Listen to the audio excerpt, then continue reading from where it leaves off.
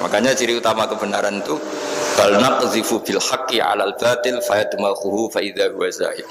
Kebenaran sejati itu boleh diuji di mana saja. Dan Anda tidak usah khawatir kebenaran sejati itu kalah. Pasti menang. Kalau kebenaran itu kebenaran sejati pasti menang. Nah, di sini terus ada ulama-ulama kayak banyak lah, termasuk di Indonesia kayak Pak Quraisyha, kayak yang nyaman saja anak-anaknya di luar negeri karena merasa kebenaran sejati itu tidak akan kalah. Sehingga ketika ada negara yang begitu maju, saya pernah ditanya sama orang yang kuliah di Inggris, di Swiss, terus saya ini kan orang Indonesia tapi pengagum negara Swiss, Swedia, negara di sana itu makmur, terus tertib. Bagaimana saya tetap mencintai Islam yang secara lahir itu kadang-kadang beberapa negara Islam itu kacau. Ada seorang mahasiswa tanya gitu, dia tanya cara ingat Allah. Ya membela Islam kira-kira gitu. Terus saya berita, tak kasih tahu dia.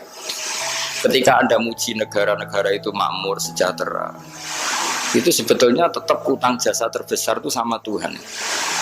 Pejabat bisa apa ketika Allah misalnya nggak bikin air?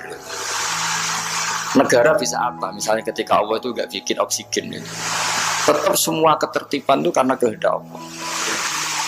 Berarti utang jasa kamu di negara manapun tetap sama Allah, bukan pada yang lain.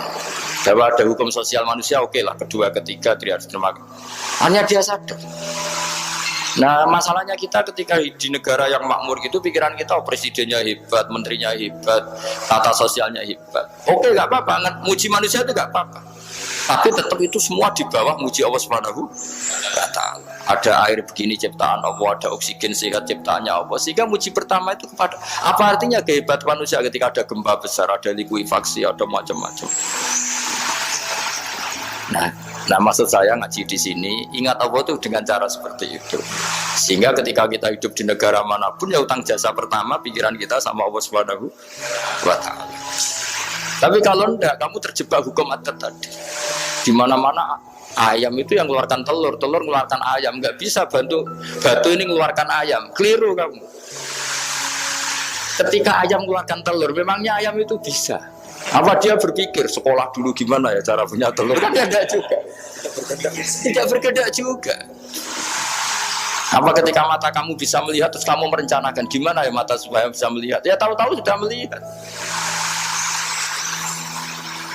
Di sini disebut afa'ayina bil khalqil awal ansa'aha awalan marrah wa huwa alladhi yabda'ul khalqa tsumma yu'iduhu wa huwa ahwanu alaih. Allah selalu mengingatkan.